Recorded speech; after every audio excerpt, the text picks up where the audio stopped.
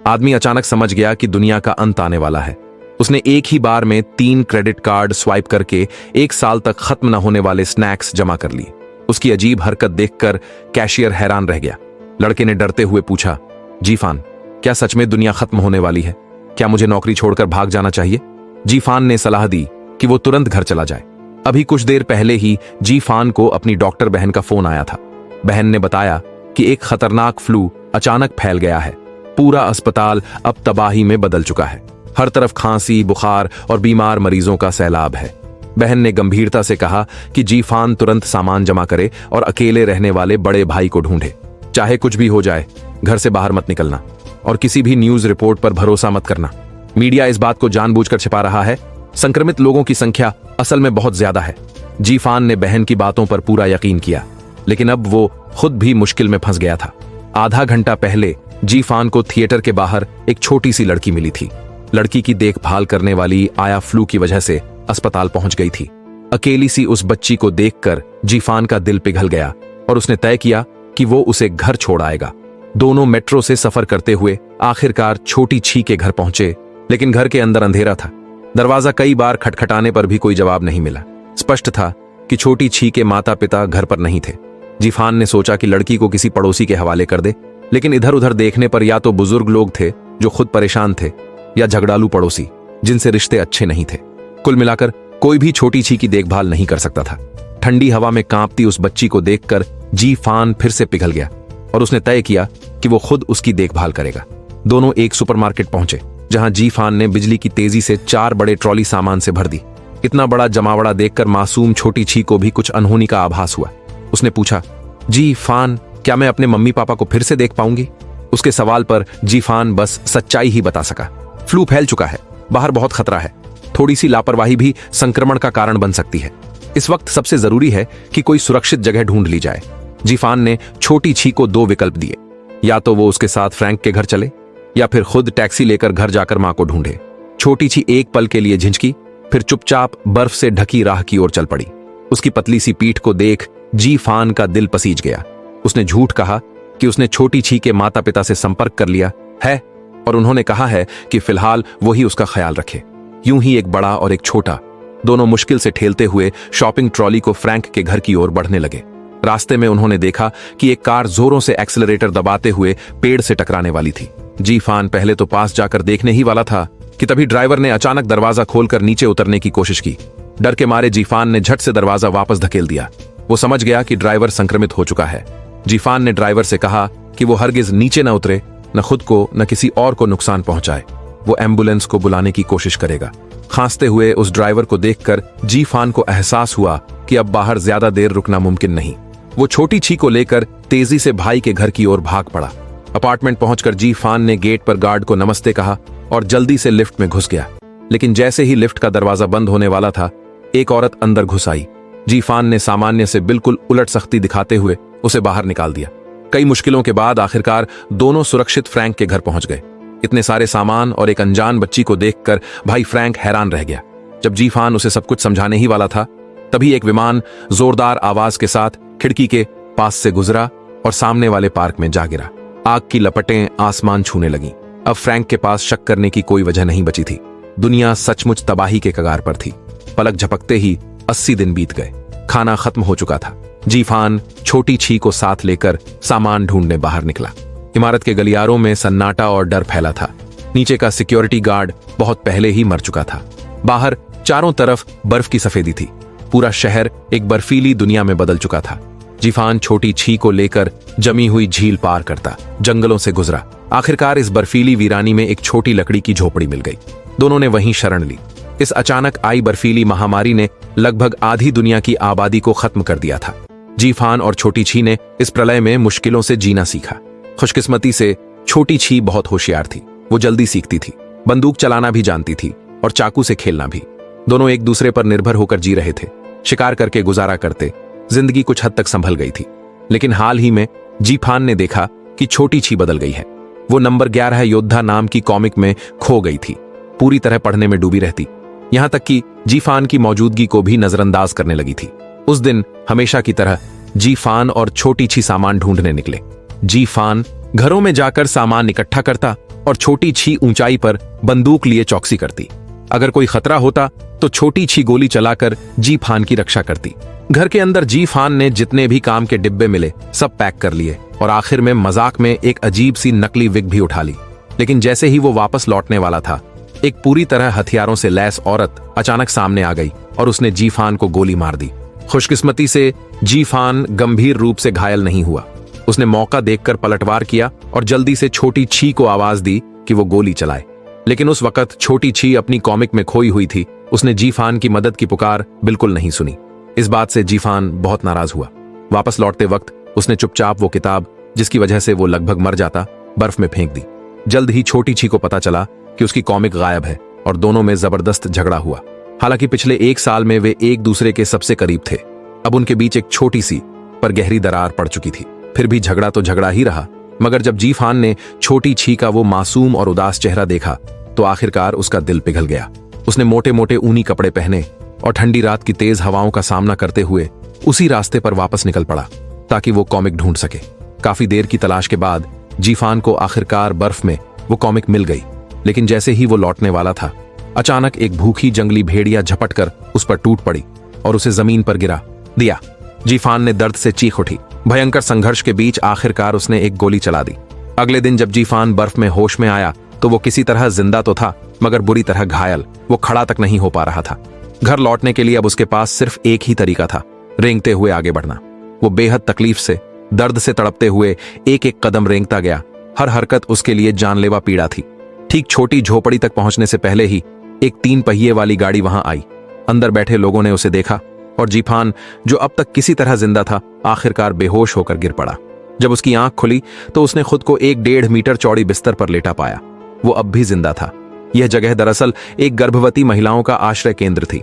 जी फान को होश में आते देख सभी गर्भवती महिलाएं राहत की सांस लीं। उन्होंने उसे समझाया कि वो यहां आराम करे, जख्म भर जाने के बाद ही जाए। लेकिन जी फान का मन एक पल भी वहां टिक नहीं सका। उसके दिमाग में बस एक ही बात घूम रही थी कि किसी तरह छोटी छी के पास वापस पहुंचना है। डॉक्टर ने बहुत समझाने की कोशिश की कि वो रुके और इन गर्भवती महिलाओं की मदद करे, मगर जी फान जिद पर अड़ा रहा कि उसे घर जाना है। तब तक, जब तक डॉक्टर ने उसे बताया कि उसका पैर काट दिया गया है। यह सुनते ही जी फान एकदम शांत हो गया। डॉक्टर ने कंबल उठाया और जी फान ने देखा कि उसका दायां पैर आधा रह गया है। उसकी सांसें तेज हो गईं और वह बेहोश होकर गिर पड़ा। आधी रात को जी फान को एक औरत ने जगाया। उस औरत ने बताया कि वो अब वापस उसी छोटी लकड़ी की झोपड़ी में है, लेकिन छोटी छी अब वहां नहीं है। जी फान को यकीन नहीं हुआ। उसने ठान लिया कि चाहे कुछ भी हो, वो खुद जाकर देखेगा। व्हील चेयर पर बैठा हुआ उसने ठंडी आंधियों और बर्फीले तूफान के बीच घर की ओर निकल पड़ा। लेकिन जैसे ही वो बाहर पहुंचा, उसकी राह में एक गर्भवती औरत मिली जिसे मदद की जरूरत थी। और जी फान की सबसे बड़ी कमजोरी थी उसकी भलमनसाहट। तेज बर्फीली आंधियों के बीच जी फान ने बेहोश गर्भवती औरत को फिर से बचाव केंद्र तक पहुंचा दिया। आने वाले दिनों में एक के बाद एक गर्भवती महिलाएं बच्चे जनने लगीं और डॉक्टर अकेले सब संभाल नहीं पा रहा था। जी फान भी वहां से निकल नहीं सका। जब तक सभी प्रसव के करीब वाली महिलाएं अपने बच्चों को जन्म नहीं दे देती, तब तक उसने लगातार मदद की। आखिरकार जब सबका काम पूरा हुआ तो जी फान को थोड़ा समय मिला और वो वापस अपनी छोटी झोपड़ी में लौटा। मगर वहां अब कोई नहीं था। घर खाली पड़ा था। मेज पर धूल जमी थी और उस पर एक कंपास रखा हुआ था। कभी जिसके साथ उसने जिंदगी और मौत का सामना किया था, वो साथी अब कहीं नहीं था। इस प्रलय में वे एक दूसरे से बिछड़ गए थे और दोबारा मिलने की कोई उम्मीद नहीं बची थी। जी फान बस यही दुआ कर सका कि छोटी छी अपनी नई जिंदगी में किसी ऐसे व्यक्ति को पाए जो उसके साथ कदम से कदम मिलाकर चल सके। महामारी के बाद दूसरे साल में बर्फीली ठंड पीछे हट चुकी थी और दुनिया ने गर्मियों का स्वागत किया। 1 साल से भटकती हुई छोटी छी एक दिन अचानक संगीत की आवाज सुनकर जाग उठी। उसका मन तुरंत सतर्क हो गया। उसने अपने हाथ में रखी चाकू निकाली और आवाज की दिशा में आगे बढ़ी। लेकिन सामने वाला शख्स फुर्ती से पलटा और बंदूक तान दी। जब छोटी छी ने देखा कि सामने वाली एक युवती है तो उसने राहत की सांस ली। युवती ने उसके सामने साफ पानी रखा और प्यास और भूख से बेहाल छोटी छी ने बिना कुछ सोचे सारा पानी एक ही बार में पी लिया। उसकी घबराहट को शांत करने के लिए उस औरत ने खुद का परिचय दिया। मेरा नाम सारा है। मैं एक घूमने वाले संगीत दल की प्रमुख हूं। उस दिन से सारा को उस अकेली और जिद्दी लड़की से लगाव हो गया। उसने छोटी छी से कहा कि वो उसके साथ ही रहे। अब यह संगीत दल ही तुम्हारा घर है। पलक झपकते 20 साल बीत गए। वो छोटी बच्ची अब बड़ी हो चुकी थी और संगीत दल का हिस्सा बन गई थी। एक कलाकार के रूप में छोटी छी ने यहाँ नई जिंदगी पाली थी, कई नए दोस्त और साथी बने थे। लेकिन वो प्राकृतिक आपदा अब भी मानवता के लिए घातक थी। सैकड़ों सालों की मेहनत एक ही रात में मिट्टी में मिल गई थी। अब लोग घोड़ा गाड़ी से सफर करते थे और आपदा के बाद जन्मे नए पीढ़ी के लोग तो मोबाइल या ऐप चलाना तक नहीं जानते थे। एली उन्हीं में से एक थी। एली बचपन से ही संगीत दल में पली बड़ी थी। उसे छोटी छी ने अपने हाथों से बड़ा किया था। दोनों खून से नहीं, लेकिन जान से बढ़कर एक दूसरे के अपने थे, जैसे असली परिवार। एली की चंचल और मासूम सूरत को देखकर छोटी छी एक पल के लिए खोसी गई। उसे याद आया उस आपदा के पहले साल में उसने कितनी बार अपने माता पिता को फोन लगाया था, लेकिन किसी ने जवाब नहीं दिया। उसके भेजे गए संदेश भी जैसे हवा में गुम हो गए थे। बेचैनी और इंतजार में तड़पते हुए आखिरकार उसे माता पिता का जवाब मिला। कुछ ही पंक्तियों वाला एक छोटा सा संदेश जिसने उसकी दुनिया उजाड़ दी। असल में छोटी छी के माता पिता प्रलय के कुछ ही दिनों बाद चल बसे थे और वो संदेश किसी और ने उसकी ओर से भेजा था। शुक्र था कि उस वक्त जीफान भाई उसके साथ थे, वरना शायद वो कभी अपने दुख से उबर ही नहीं पाती। अब छोटी छी एली को अपने परिवार की तरह मानती थी, लेकिन एक दिन जब छोटी छी तैर रही थी तो एली अचानक गायब हो गई। घबराकर छोटी छी हर तरफ उसे ढूंढने लगी और आखिरकार झील के दूसरी ओर उसे देख लिया। एली वहां एक बड़े दाढ़ी वाले आदमी से बातें कर रही थी। छोटी छी को देखते ही वो आदमी तुरंत बोला कि उसका कोई बुरा इरादा नहीं है, बल्कि वो तो संगीत दल का बहुत बड़ा प्रशंसक है। उसकी सच्ची बातों को सुनकर छोटी छी का शक थोड़ा कम हुआ और उसने धीरे से अपना चाकू वापस रख लिया।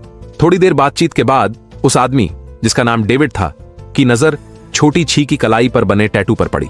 उसने उत्सुकता से पूछा, ये अजीब से निशान किस बात का संकेत है? छोटी छी ने लापरवाही से जवाब दिया, ये उन लोगों की याद में है जिन्हें मैंने खुद मारा था। छोटी छी के जाने के लिए मुड़ते ही डेविड ने अचानक एक अजीब सी बात कही, राक्षसों के नजरिए से देखें तो असली राक्षस तो हम ही हैं। छोटी छी वहीं रुक गई, क्योंकि यह वाक्य उसके लिए बहुत परिचित था। यह तो उसी कॉमिक नंबर 11 योद्धा की पंक्ति थी जिसे वो बचपन से बेहद पसंद करती थी और जो उसे उसके शिक्षक ने दी थी। दुनिया में उसकी बस एक ही प्रति थी।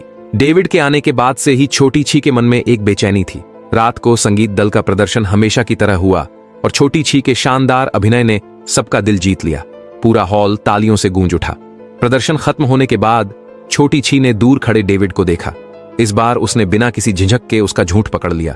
वो कभी भी संगीत दल का सच्चा प्रशंसक नहीं था, लेकिन डेविड फिर भी वहीं रहना चाहता था। छोटी छी को अपने अनुभव से साफ महसूस हुआ कि डेविड बहुत खतरनाक इंसान है। अब जब संगीत दल उसका घर बन चुका था, छोटी छी किसी भी तरह की अनहोनी नहीं होने दे सकती थी। उसने बिना समय गंवाए अपनी छुरी सीधे डेविड की गर्दन पर रख दी। लेकिन डेविड मौत के साए में भी डरने की बजाय धमकी देने लगा, मैं तुम्हारे पूरे दल को खत्म कर दूंगा। शायद उसे यह नहीं पता था कि यह दल ही अब छोटी छी की नसों में बहती हुई आग था। जो इन्हें छुएगा वो जिंदा नहीं बचेगा। अगले ही पल छोटी छी ने बेझिझक, सटीक और बेरहमी से एक वार किया। उसकी छुरी डेविड के शरीर को चीरती चली गई। डेविड जमीन पर गिर पड़ा, तड़पता रहा। यह सब देखकर छोटी छी खुद भी घबरा गई और वहां से भाग निकली। अगले दिन जब वह दोबारा उस जगह लौटी तो वहां बस खून का एक सूखा धब्बा बाकी था। घायल डेविड को कोई पहले ही उठा ले गया था। छोटी छी हमेशा यही सोचती रही कि उसके गुरु आर्थर ने जो कॉमिक नंबर 11 योद्धा उसे दी थी वो दुनिया में अकेली और अनोखी प्रति थी। लेकिन सच्चाई यह थी, वैसी ही एक और किताब भी थी। उसकी अभिनय गुरु आर्थर एक बेहद प्रतिभाशाली और रंगीन मिजाज व्यक्ति था। एक संयोगवश मुलाकात में उसकी पहचान मशहूर कॉमिक कलाकार मिरांडा से हुई। आर्थर के लगातार पीछा करने और आकर्षण से प्रभावित होकर दोनों जल्द ही प्रेम में पड़ गए। मगर खुशियां ज्यादा दिन टिकती कहां हैं। एक बड़े सितारे की तरह आर्थर के अफेयरों की खबरें हर जगह फैलने लगीं। शुरू में मिरांडा ने सोचा, यह तो स्टार्स की जिंदगी का हिस्सा है। जब तक मैं उसकी जिंदगी की रानी हूं, कोई और औरत मेरी जगह नहीं ले सकती। पर मिरांडा ने आर्थर को बहुत कम आंका था। वो सिर्फ दूसरी अभिनेत्रियों से नहीं जुड़ा, बल्कि उसने अपनी अधूरी कॉमिक भी एलिजाबेथ नाम की एक अभिनेत्री को दिखा दी। बस यहीं से दोनों के बीच एक भयानक झगड़ा शुरू हो गया। आर्थर ने मिरांडा से शिकवा किया कि वह सारा वक्त कमरे में बैठकर कॉमिक बनाती रहती है। उसके पास न तो कोई रोमांच है न कोई चुटकुला। और आर्थर का मानना था कि मिरांडा कभी भी उसकी कॉमिक पूरी नहीं कर पाएगी। मिरांडा आर्थर के अफेयर सह सकती थी, पर वह अपनी रचना की बेइज्जती बर्दाश्त नहीं कर पाई और गुस्से में उसने अपना स्टूडियो जला दिया और पूरी तरह अलग हो गई। फूलों फूलों वाला प्लेबॉय आर्थर के जीवन का अंत उस पागलपन और बेपरवाहियों भरी जिंदगी पर लग गया। आपदा से ठीक पहले मिरांडा ने आखिरकार अपना 11th पूरा कर लिया। वह अपनी नई छपी हुई किताब लिए आर्थर के पास गई। यह मिलने का एक तरीका था कि वह खुद को साबित कर दे, लेकिन तब आर्थर एक पिता बन चुका था। आर्थर ने फैसला किया कि वह उस कॉमिक को अपने बेटे को तोहफे के तौर पर भेज देगा। मिरांडा ने फिर आर्थर को दूसरी, अभी तक अनखोली हुई नई किताब भी थमा दी। मतलब असल में आर्थर के पास दो कॉमिक्स थीं, एक जो उसने छात्र छोटी छी को दे दी और दूसरी जो वह अपने बेटे टेलर को भेजने वाला था। दुर्भाग्य से मिरांडा ने अभी अभी अपनी ताजा रचना दिन आ ही जाएगा पूरी की थी और आर्थर उसी तबाही में मर गया। उसके उस अजीब और बेकाबू जीवन पर मिट्टी पड़ गई, पर यह सब छोटी छी को मालूम नहीं था। 20 साल बीत गए और सब कुछ दबकर भूल सा गया। उस दिन संगीत दल हमेशा की तरह प्रदर्शन पर गया। एली ने अनजाने में एक हाथ से लिखे हुए पर्चे को उठा लिया। उस पर डेविड की तस्वीर थी और कड़ी भाषा में लिखा था कि वह बच्चों को बहकाने वाला एक साइंट कल्ट का नेता है जिसने बच्चों को अपने पीछे कर लिया है और उन्हें एंटी सोशल काम करने के लिए उकसाया है। एली घबरा गई और तुरंत यह बात छोटी छी को बता दी। छोटी छी ने जब पर्चे पर लिखे कल्टी नारे देखे तो सबसे पहले उसके दिमाग में वही नंबर 11 योद्धा आ गया। ये नारे उसी कॉमिक से थे। एली की राय थी कि या तो कॉमिक एक से ज्यादा प्रतियां हैं या छोटी छी की कॉमिक खो गई है। छोटी छी लगातार कहती रही कि कॉमिक केवल एक ही थी और वह कॉमिक उसने पुराने दल के कप्तान जिल के स्टडी रूम में छिपा कर रखी थी, ये पक्का करने के लिए कि कॉमिक अब भी वहीं है या नहीं। छोटी छी ने सारा, जीक और कुछ और लोगों को लेकर जिल के पास जाने का निश्चय किया। दल से रिटायर होने के बाद जिल पास के एक छोटे से कस्बे में अकेला रहने लगा था। सब लोग उसे बहुत समय बाद देख रहे थे, इसलिए दूर से ही खुशी खुशी हाथ हिलाने लगे। मगर जिल ने कार दौड़ाते हुए पास आकर उन्हें तुरंत लौट जाने को कहा। असल में जिल के घर के चारों ओर जमीन में बारूदी सुरंगें बिछी थीं और इन सबका जिम्मेदार वही पागल, धर्मांध भविष्यवक्ता डेविड था। 1 साल पहले डेविड यहां आया था और जिल के घर के बच्चे को बहकाकर अपने साथ ले गया था। इन सुरंगों को जिल ने उसी सनकी समाज विरोधी आदमी से बचने के लिए बिछवाया था। जब एली ने सुना कि जिल का बच्चा डेविड ने अगवा कर लिया था, वह अपना आपा खो बैठी। वह पागलों की तरह दौड़ पड़ी, बारूदी सुरंगों वाले इलाके को पार करते हुए सीधे जिल की ओर भागी। बाकी सबकी सांसें रुक गईं, वे तो डर से लगभग मर ही गए। सौभाग्य से एली का भाग्य अच्छा था, वह किसी भी सुरंग पर नहीं चढ़ी। शाम की बैठक में जिल ने सबके सामने अपना दुख बयान किया। वह घटिया डेविड न सिर्फ उसका पोता ले गया बल्कि कस्बे के बाकी 4 बच्चे भी अपने साथ बहका ले गया। यह सुनकर छोटी छी का दिल बेचैन हो उठा। आखिरकार एली पहले डेविड से अकेले मिल चुकी थी। अगली ही सुबह छोटी छी चुपके से जिल के स्टडी रूम में घुस गई। वह बड़ी आसानी से डेस्क के नीचे छिपाई हुई अपनी कॉमिक वापस पा गई। जब किताब वहीं थी तो फिर डेविड की वे अजीबोगरीब बातें आखिर आई कहां से? कमरे में लौटने के बाद छोटी छी ने दोबारा एली से पूछा, उस दिन झील के किनारे डेविड ने आखिर क्या कहा था? एली ने सब कुछ सच सच बता दिया। डेविड ने उसे संगीत दल छोड़ने के लिए कहा था और एली ने उसकी बातों में आकर हामी भर दी थी। दोनों ने तय भी कर लिया था कि कब भागना है, लेकिन जब वह दिन आया डेविड कभी आया ही नहीं। बेशक छोटी छी ने एली को यह नहीं बताया कि उसी ने डेविड को घायल कर दिया था और उसी वजह से उनकी सारी योजना बिगड़ गई थी। रात में एली ने एक और भी पागलपन भरा विचार रखा। वह माइनफील्ड में घोड़ा दौड़ाना चाहती थी। यह तो मौत के सिर पर नाचने जैसा था। छोटी छी ने तुरंत इनकार कर दिया, लेकिन एली जो पहले से ही विद्रोही और जिद्दी स्वभाव की थी, उसने जिद ठान ली कि वो छोटी छी की बात नहीं मानेगी। सामने तो उसने मानो झुकने का नाटक किया, पर पीछे मुड़ी और सीधे घोड़े पर सवार होकर माइनफील्ड की ओर भागी।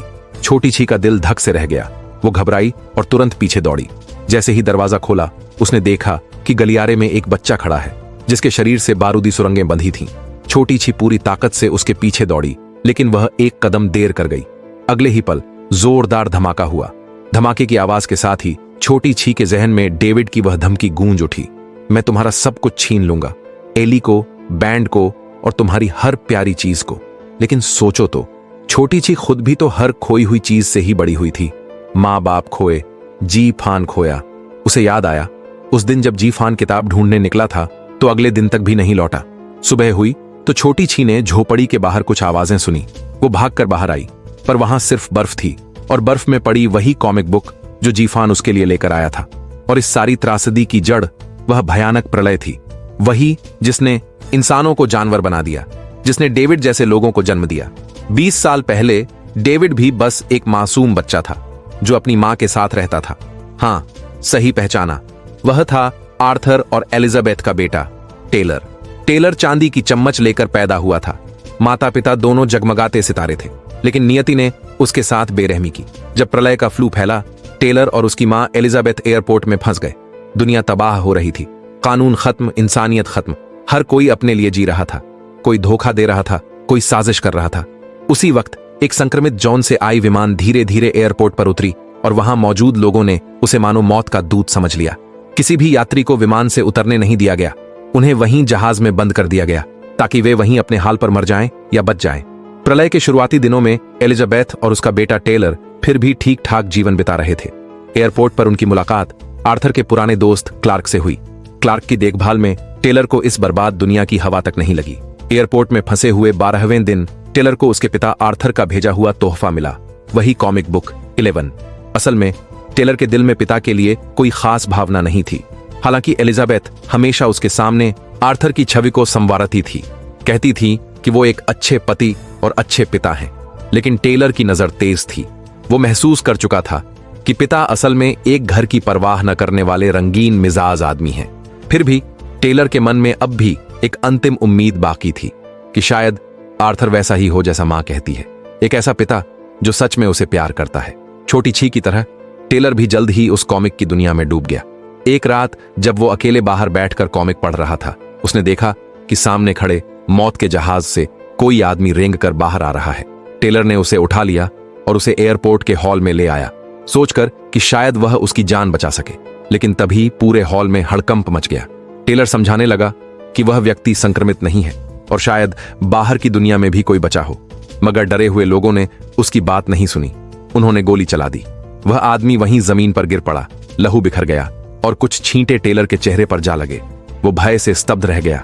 ऐसा नजारा कोई 7-8 साल का बच्चा नहीं झेल सकता। उस पल आघात का बीज उसके मन में गहराई से रोप दिया गया। इससे पहले कि टेलर कुछ समझ पाता, लोगों ने जबरदस्ती उसे और उसकी मां को एक छोटे विमान में डालकर अलग थलग कर दिया। पूरे 42 दिन तक टेलर ने उस विमान से बाहर कदम नहीं रखा। और फिर आई प्रलय के 50वें दिन की सुबह।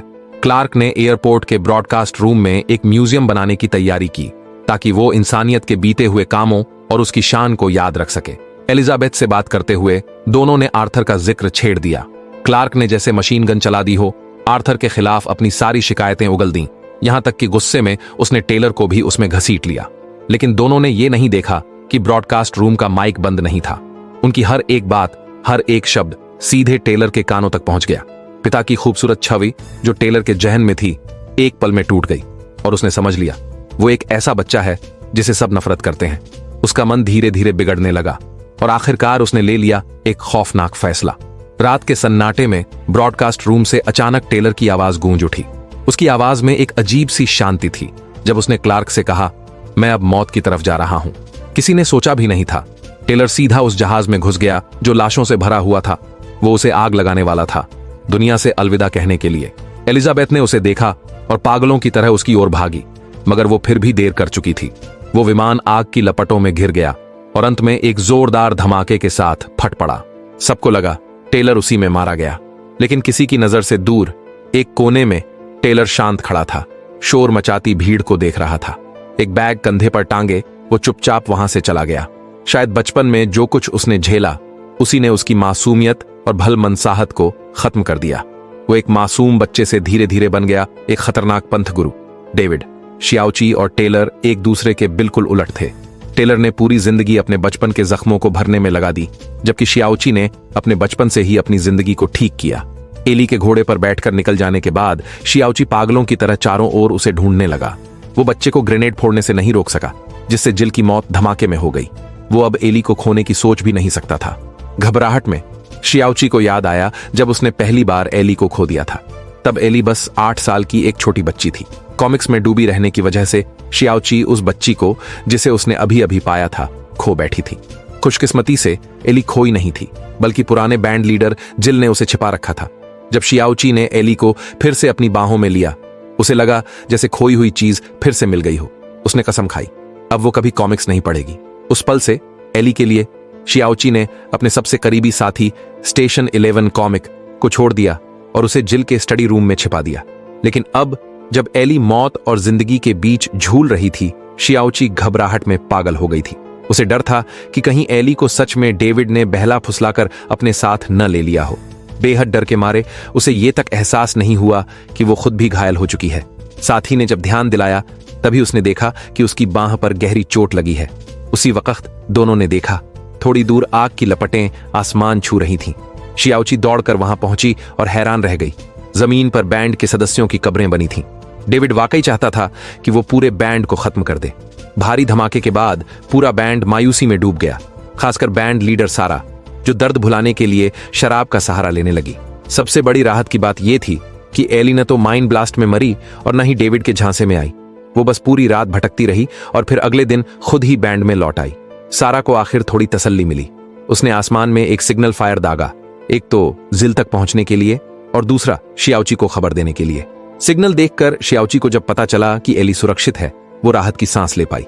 लेकिन उसने तय कर लिया था कि वो अब बैंड से नहीं मिलेगी। वो खुद जाकर डेविड को ढूंढेगी और इस बुराई का अंत करेगी। सिर्फ डेविड को अपने हाथों से खत्म करके ही वो चैन पा सकेगी। शियाओची अभी अभी निकली ही थी कि बैंड पर मुसीबत टूट पड़ी। एक व्यक्ति जो खुद को सिविलाइजेशन म्यूजियम का प्रतिनिधि बता रहा था, एक निमंत्रण पत्र लेकर आया बैंड को परफॉर्म करने के लिए बुलाने। असल में यह म्यूजियम पहले भी 2 बार सारा को निमंत्रण भेज चुका था, पर दोनों बार उसने मना कर दिया था। लेकिन इस बार वे दोनों बिल्कुल भी नियमों का ख्याल नहीं रखते, यहां तक कि सच्चाई को साथ लेकर आए। काली बंदूक की नाल के सामने सारा को मजबूरी में सिर झुकाकर सिविलाइजेशन म्यूजियम जाने के लिए हां करनी पड़ी।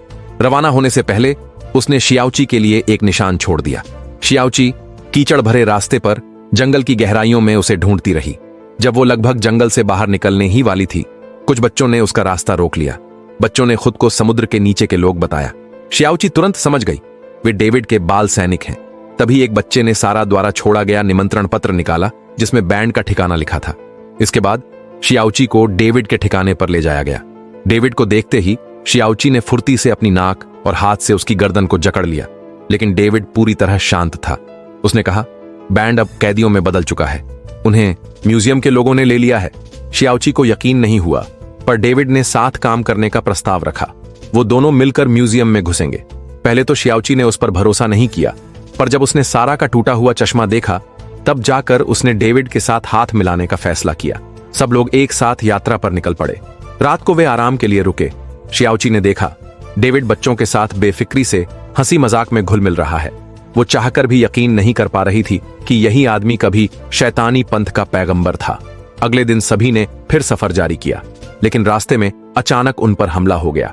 एक जहरीला तीर शियाओची के सामने से आर पार निकल गया। बच्चे घबरा गए। चारों ओर अफरा तफरी मच गई। शियाओची ने फेंकने वाले चाकू से खूब मुकाबला किया, मगर दुश्मन बहुत ज्यादा थे। जल्द ही वो गिर गई और बेहोश होकर जमीन पर गिर पड़ी। जब उसकी आंखें दोबारा खुलीं, उसने अपने बचपन वाले रूप को देखा। छोटी शियाओची ने उसे बताया, तुम जहरीले तीर से घायल हो, अब ज्यादा वक्त नहीं है, पर मेरे पास वही दवा है जो तुम्हें चाहिए। दवा पाने के लिए शियाओची छोटी शियाओची के पीछे पीछे जंगल की गहराइयों में भागी। वहां उसे एक रहस्यमयी दरवाजा मिला। कलाई पर फैलते झर को देखते हुए शियाओची ने गहरी सांस ली और उस दरवाजे के भीतर चली गई।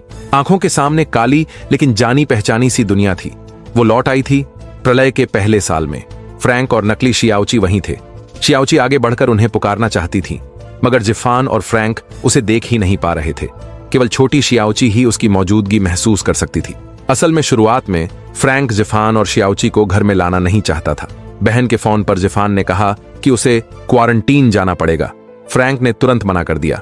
लंगड़ा पैर, बुरी आदतें, वो अकेले रहना सीख चुका था। लेकिन जब जिफान ने दरवाजा खटखटाया तो आखिरकार उसने दरवाजा खोल ही दिया। फ्रैंक ने अपनी सारी नरमी शियाओची के लिए बचा कर रखी थी। यहां तक कि जब उसके माँ बाप का जिक्र आया तो उसने स्पेनिश में बात की ताकि शियाओची को दुख न पहुंचे। उस दिन जिफान को अचानक फ्रैंक का सफेद पाउडर दिख गया। वो गुस्से से बोला, भाई खुद को यूं मत बर्बाद करो, आखिर हमारे पास एक बच्चा भी तो है संभालने को। लेकिन बाहर की दुनिया और भी भयावह होती जा रही थी। बिजली चली गई थी, पानी खत्म था। हार्ड कंपा देने वाली ठंड ने फ्रैंक की सारी उम्मीदें छीन ली थीं। फिर भी शियाओची को खुश रखने के लिए वो धैर्य से उसकी कहानियां सुनता, यहां तक कि उसके साथ नाटक की रिहर्सल करता। सर्दी भगाने के लिए वो लोग लिविंग रूम में गाने सुनते, नाचते हंसते रहे। उस पल शियाओची को लगा, अगर वो फ्रैंक और जिफान के साथ रहे तो कयामत भी इतनी डरावनी नहीं लगेगी। लेकिन ये सुख ज्यादा दिनों तक नहीं चला। समय के साथ उनका जमा खाना खत्म होने लगा। जिफान बाहर जाकर सामान लाना चाहता था, मगर फ्रैंक अड्डा रहा कि हमें टिके रहना होगा। दोनों भाइयों में झगड़े बढ़ते गए। माहौल भारी होता गया। बेचैन जिफान धीरे धीरे सब्र खो बैठा। वो बेहद चिड़चिड़ा हो गया। आखिर एक उम्मीद की तलाश में उसने फ्रैंक की बात अनसुनी की। और अकेले ही निकल पड़ा सामान ढूंढने। लेकिन शियाओची ने कहा, हमारे नाटक का बस आखिरी सीन बाकी है, उसे पूरा कर लें, फिर चलेंगे। जुदाई के उस पल शियाओची ने फ्रैंक से विनती की, तुम भी हमारे साथ चलो। लेकिन फ्रैंक ने स्पेनिश में जिफान से कहा कि वो नहीं जा सकता, वो एक लंगड़ा है, अपाहिज, चलने फिरने में असमर्थ। जिफान अकेले 2 लोगों की देखभाल नहीं कर सकता। उसने जिफान से कहा कि तुम शियाओची को लेकर चले जाओ और जिंदा रहने की उम्मीद तलाशो। जिफान आखिरकार समझ गया भाई के इस दर्द भरे फैसले को। उन्होंने तय किया कि नाटक का आखिरी सीन पूरा करेंगे, फिर निकल पड़ेंगे। मगर उसी वक्त एक अनजान आदमी अचानक घर में घुस आया। जिफान ने देखा, उसके हाथ में चाकू था। वो बोला, जो चाहिए ले जाओ। लेकिन सामने वाला और भी आगे बढ़ गया, कहने लगा, ये घर चाहिए, तुम सब यहां से निकलो। जिफान ने सोचा, ठीक है, वैसे भी वो लोग जाने ही वाले थे। मगर फ्रैंक अड़ गया। वो रुकना चाहता था, शायद उसने कोई बड़ा फैसला कर लिया था। वो हमलावर को उकसाने लगा और कहा, मैं यहां से नहीं जाऊंगा। हमलावर भड़क गया और झपट पड़ा फ्रैंक पर। चाकू की एक ही वार ने फ्रैंक की जान ले ली। वो जमीन पर गिरा और फिर कभी नहीं उठा। शियाओची ने यह सब अपनी आंखों से देखा और धीरे धीरे पीछे हट गई। ये वही याद थी जो उसे सबसे ज्यादा दर्द देती थी। यादों ने बताया यही था फ्रैंक से उसका आखिरी विदा। जिफान ने भाई को बिस्तर पर लिटाया, सामान समेटा और शियाओची को लेकर घर छोड़ दिया। दरवाजा खोला तो बाहर बर्फ ही बर्फ थी। आगे क्या होगा जिफान को भी नहीं पता था। यादें जैसे कड़वे समंदर की लहरें धीरे धीरे शियाओची को निगल रही थीं। उसने कभी नहीं सोचा था कि वो फ्रैंक को फिर देख पाएगी, चाहे वो अब सिर्फ मिट्टी ही क्यों न बन गया हो। शियाओची ने आंखों में आंसू लिए उसे अलविदा कहा। शायद यही उनकी आखिरी मुलाकात थी। अचानक वो चौंक पड़ी और नींद से जाग गई। खुद को उसने जंगल में लेटा पाया और पास ही डेविड बैठा था। असल में जंगल पर हमले के बाद शियाओची ने सभी दुश्मनों को मार गिराया था, मगर जहर लगने से बेहोश हो गई थी। अभी जो कुछ उसने देखा वो सब जहर के असर में देखा गया सपना था। होश में आने के बाद शियाओची और डेविड एक बार फिर निकल पड़े म्यूजियम की ओर। दोनों जब नदी किनारे पानी पी रहे थे तभी अचानक एक हथियारबंद गार्ड चुपचाप उनके पीछे आ खड़ा हुआ। शियाओची ने झट से झूठ बोला कि वो दोनों बैंड के मेंबर हैं, सारा और बाकी साथियों से मिलने आए हैं। गार्ड ने उनकी बात पर यकीन कर लिया और शियाओची डेविड बिना किसी रुकावट के म्यूजियम के अंदर दाखिल हो गए। ये तथाकथित म्यूजियम दरअसल वही पुराना एयरपोर्ट था जिसका जिम्मेदार कभी उनका जानकार क्लार्क था। 20 सालों के विकास और बदलाव के बाद एयरपोर्ट अब एक छोटे समाज का रूप ले चुका था। क्लार्क नेता बन चुका था और उसने अपनी सारी मेहनत इसी जगह को बनाने में लगा दी थी, खासकर उस म्यूजियम में जिसे वो 20 सालों से बनवाने में जुटा था। जहां तक एलिजाबेथ की बात है, वो भी फिर से अपने पुराने काम पर लौट चुकी थी और उसी ने जबरदस्ती उस घूमते फिरते बैंड को यहां बुलाया था। मगर परफॉर्मेंस से पहले क्लार्क ने अपनी पुरानी आदत के मुताबिक बैंड के सभी सदस्यों को क्वारंटीन करने का आदेश दिया। इस बात से एलिजाबेथ नाराज हो गई। आखिर दुनिया के अंत को 20 साल बीत चुके थे, अब अलगाव की कोई जरूरत नहीं थी। तभी अचानक एक सिपाही आकर बोला कि 2 अजनबी पकड़े गए हैं। क्लार्क ने खुद उनसे पूछताछ करने का फैसला किया। शियाओची और डेविड सचमुच बैंड के मेंबर हैं या नहीं, ये परखने के लिए क्लार्क ने उन्हें कहा कि तुरंत एक सीन एक्ट करके दिखाओ। क्लार्क की इस परीक्षा के सामने शियाओची ने समझदारी दिखाई। उसने डेविड से कहा कि वो उसके साथ मिलकर नंबर 11 स्टेशन के एक सीन का प्रदर्शन करे। आखिरकार उस कॉमिक के सारे डायलॉग दोनों को जुबानी याद थे। नतीजा उम्मीद से कहीं ज्यादा अच्छा रहा। खासकर शियाओची की बेहतरीन एक्टिंग ने क्लार्क का दिल जीत लिया। पूरी परफॉर्मेंस के दौरान एलिजाबेथ पर्दे के पीछे से सब देख रही थी। क्लार्क के विपरीत उसकी निगाहें डेविड पर टिकी थीं। उस लड़के में कुछ ऐसा था, अजनबी भी और किसी अजीब तरह से जाना पहचाना भी। परीक्षा पास करने के बाद शियाओची को आखिरकार अपने बैंड के दोस्तों से मिलने का मौका मिला। कई दिनों बाद सब इतने उत्साहित थे कि एक एक करके उसे गले लगाया। मगर जब सबको गले लगा चुकी तब उसे एहसास हुआ बैंड लीडर सारा वहां नहीं थी। धीरे धीरे पूछताछ करने पर शियाओची को पता चला कि सारा के आने के बाद उसे अचानक दिल का दौरा पड़ा था और अब वो एयरपोर्ट के अंदर ही इलाज करा रही थी। लेकिन क्लार्क ने किसी को भी उससे मिलने की इजाजत नहीं दी। ये बात शियाओची को बहुत बुरी लगी। उसे लगा कि सब लोग यहां कैद कर लिए गए हैं और जितनी जल्दी हो सके इस जगह से निकलने का रास्ता ढूंढना चाहिए। मगर बाकी लोगों को ऐसा बिल्कुल नहीं लगा। उन्हें यहां की जिंदगी बहुत आरामदायक लगी। न सिर्फ रहने की अच्छी जगह थी बल्कि अंदर टॉयलेट तक मौजूद था। इस बार एली फिर से शियाओची के खिलाफ खड़ी हो गई। वह लगातार एलिजाबेथ की तारीफ करती रही, कहती रही कि एलिजाबेथ ने उसे वो सुख सुविधाएं दी हैं जो उसने कभी नहीं देखी थीं। यह सुनकर शियाओची के मन में जलन की लहर दौड़ गई। उसने सबसे पूछा कि आखिर एलिजाबेथ है कौन जो एली जैसी बागी लड़की को भी अपने बस में कर सकती है। तब साथियों ने उसे याद दिलाया कि एलिजाबेथ आर्थर की पत्नी थी। तभी शियाओची को एहसास हुआ एलिजाबेथ तो उसकी पुरानी गुरु पत्नी थी।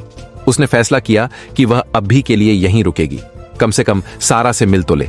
रात में शियाओची चुपके से उठी। इरादा था अंधेरे में सारा को ढूंढने जाने का, लेकिन रास्ते में ही डेविड से टकरा गई।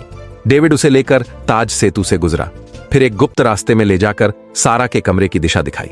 विदा लेते हुए उसने शियाओची से कहा कि बाद में ताज सेतु पर फिर मिलेंगे। शियाओची वेंटिलेशन पाइप के जरिए रेंगती हुई सारा के कमरे तक पहुंची। दोनों के बीच बस एक छत थी, लेकिन नजरें फिर भी एक दूसरे से मिल गईं। शियाओची चाहती थी कि सारा को लेकर भाग निकले, मगर सारा ने महसूस कर लिया था कि उसका वक्त अब ज्यादा नहीं बचा। वह नहीं चाहती थी कि शियाओची या मूनफील्ड उसके कारण बोझ उठाए। उसने शियाओची से कहा कि परफॉर्मेंस खत्म होते ही बैंड को लेकर निकल जाना, लेकिन उससे पहले उसकी बीमारी का जिक्र किसी से न करना। शियाओची ने आंसुओं में सिर हिलाकर वादा किया और धीरे से वहां से लौट आई। वापसी के रास्ते में उसे महसूस हुआ उसकी जिंदगी का एक और बहुत अहम इंसान धीरे धीरे उससे दूर जा रहा था। डेविड सच में ताज सेतु पर शियाओची का इंतजार कर रहा था।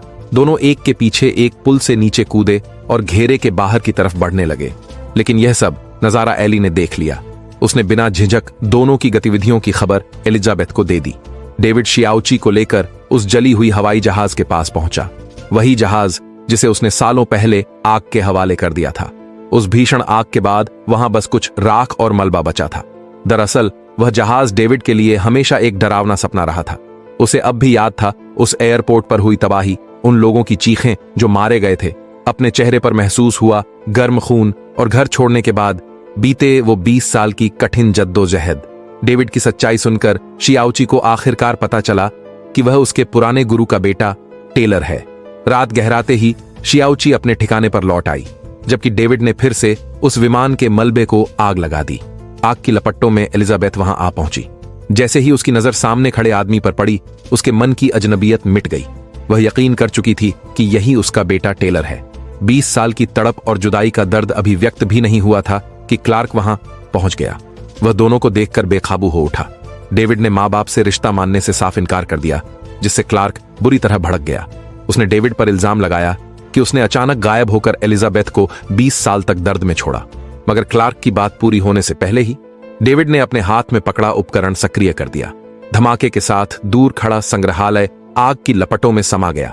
क्लार्क की 20 साल की मेहनत राख बन गई। लेकिन अजीब बात यह थी कि इस विस्फोट से कोई बड़ा हंगामा नहीं मचा। सब लोग मानो इसे बस एक और हादसा समझकर भूल गए। सिर्फ क्लार्क ही था जो आग में झुलसने का जोखिम उठाकर अंदर भागा और गंभीर रूप से जल गया। उसी दौरान संगीत मंडली को आखिरकार पाबंदी हटने की सूचना मिली और प्रस्तुति की तैयारियां शुरू हुईं, मगर सारा की तबीयत लगातार बिगड़ती जा रही थी। सारा और झुलसे हुए क्लार्क दोनों का इलाज कराने के लिए एलिजाबेथ ने पास के द्वीप से एक स्थानीय वैद्य को बुलाया, और वह वैद्य कोई और नहीं बल्कि वही जीफन था जो 20 साल पहले शियाओची से बिछड़ गया था। जीफन अब खड़ी इमारत की ढलान के नीचे एक बूढ़े आदमी बन चुके थे। क्लार्क का इलाज कर पैकिंग कर देने के बाद स्क्रीन के पीछे से एक सूक्ष्म सांसों की आवाज सुनाई दी। आवाज का पीछा करते हुए जीफन ने कमजोर और शिथिल सारा को खोजा। उस समय सारा पहले ही धीरे धीरे अपनी आखिरी सांस ले रही थी। जीफन कुछ नहीं कर सकते थे, बस उसका हाथ हल्के से थामकर उसे थोड़ी गर्माहट और साहस देने का प्रयास कर सकते थे। अंततः सारा जीफन की संगति में ही इस दुनिया को छोड़ गई। जो जीवन उसने पोस्ट एपोकैलिप्स में बिताया, उसमें सारा अब कोई इच्छा नहीं रखती थी और बस एक ही बात छोड़ गई, संगीत मंडली को मत बताना कि मैं जा चुकी हूं। उसके मन में the die great fishing day का प्रदर्शन था। शियाओची अब डेविड और एलिजाबेथ के बीच के रिश्ते को लेकर व्यस्त थीं और उसने सुझाव दिया कि वे मां बेटे को साथ में मंच पर लाएं। भले ही डेविड ने थोड़ी अनिच्छा दिखाई, पर अंततः उसने शियाओची के सुझाव को स्वीकार कर लिया। वास्तव में डेविड के मन में हमेशा से अपनी मां के लिए चिंता रही थी, लेकिन लंबे समय तक अलग रहने के कारण दोनों में थोड़ी दूरी और अनजानी भावनाएं पैदा हो गई थीं। उसी रात एली शियाओची के पास पहुंची और उसने कहा कि वह अब आगे भटकना नहीं चाहती और स्थिर जीवन बिताना चाहती है। 1 साल तक शियाओची उसकी जिद को नहीं रोक सके, लेकिन अंततः एली मान गई। यदि अलग होना आवश्यक है तो वह चाहती थी कि वह दिन धीरे धीरे आए। जल्दी ही अंतिम प्रदर्शन शुरू हुआ। डेविड ने पूरी भावनाओं के साथ बिना किसी तकनीकी दक्षता के मंच पर अपना अभिनय प्रस्तुत किया और प्रदर्शन सफल रहा। मां बेटे का रिश्ता इस क्षण में बर्फ पिघला। एलिजाबेथ ने ईमानदारी से डेविड से माफी मांगी कि वह उस समय उसकी सुरक्षा नहीं कर सकी। 20 साल पहले डेविड चुपचाप एयरपोर्ट से भाग गया और अपनी मां को भी पीछे छोड़ दिया था। आज 20 साल बाद डेविड फिर से जाने वाला था, लेकिन इस बार उसने एलिजाबेथ को साथ लिया। उसने मां को आमंत्रित किया कि वह उसके साथ चले और एलिजाबेथ ने सिर हिलाकर सहमति दे दी। डेविड आखिरकार अपनी मां की गोद में लौट आया। 20 साल बाद डेविड ने आखिरकार वह खोई हुई मोहब्बत वापस पाली जिसे उसने कभी त्याग दिया था। इसी समय शियाओची ने भी अपने लंबे समय से बिछड़े हुए परिवार को खोज लिया। भीड़ में सिर्फ एक नजर डालते ही शियाओची को पता चल गया कि यही वह व्यक्ति है जिसे वह इतने लंबे समय से ढूंढ रही थी। दोनों ने एक दूसरे को अविश्वास की झलक के साथ देखा। बहुत देर तक जीफन धीरे धीरे शियाओची की ओर बढ़ा। उस समय मौन ही बोलता था। सिर्फ एक आलिंगन ही उन वर्षों की यादों और चिंताओं को स्पष्ट कर देता। लेकिन मिलन क्षणिक था। प्रदर्शन समाप्त हुआ और सभी अपने अपने जीवन की ओर बढ़ने वाले थे। एली घोड़े पर सवार होकर शियाओची से विदा लेने आई। वह डेविड और बच्चों के साथ जाने वाली थी। एली दूर जाती हुई दिखाई दी और शियाओची अचानक राहत की सांस ली। बच्चे बड़े होते हैं और उन्हें अपनी इच्छानुसार जीवन चुनना पड़ता है। इस बार यह अलविदा स्थायी नहीं था। वे फिर मिलने का अवसर पाएंगे। एलिजाबेथ ने भी क्लार्क से विदा ली। वह डेविड के साथ उस एयरपोर्ट से बाहर निकली जिसने उसे 20 वर्षों तक घेर रखा था। धीरे धीरे नई ताजगी और उम्मीद की ओर रास्ता खुला। डेविड के साथ जाने वाले थे, साथ में एक समूह जीवंत और उत्साही बच्चे भी थे। क्लार्क ने देखा कि सभी धीरे धीरे दूर जा रहे हैं और अचानक उसे एहसास हुआ वह वास्तव में अब प्रकाश कमांडर बन चुका था। शियाओची और जीफन मंडली के पीछे चलते हुए बातें कर रहे थे। जीफन जुबान पर लाया कि जीवन कठिन है और बच्चों की परवरिश और भी कठिन। दोनों अपने अतीत को याद कर भविष्य की कल्पना कर रहे थे। लेकिन जब वे एक मोड़ पर पहुंचे तो रुक गए। जीफन को घर लौटना था। अब वह पति और परिवार वाला बन चुका था और वह लगातार यात्रा नहीं कर सकता था। शियाओची के पास अभी भी भविष्य और अनिश्चितताएं थीं। वह मंडली के साथ आगे बढ़ी अपने जीवन की ओर। उन्होंने मोड़ पर विदा ली। शियाओची ने वादा किया कि मंडली हर साल एक बार लौटेगी, यानी उनके पास हर साल मिलने का अवसर होगा। जीफन को जाते हुए देखते हुए शियाओची तेजी से मंडली की गाड़ी की ओर बढ़ी। भविष्य में शायद और कठिनाइयां आएंगी और खोने को भी मिलेगा, लेकिन जब तक वे मार्ग पर हैं और जब तक उनका पीछा चलता रहेगा, खोना डरावना नहीं था।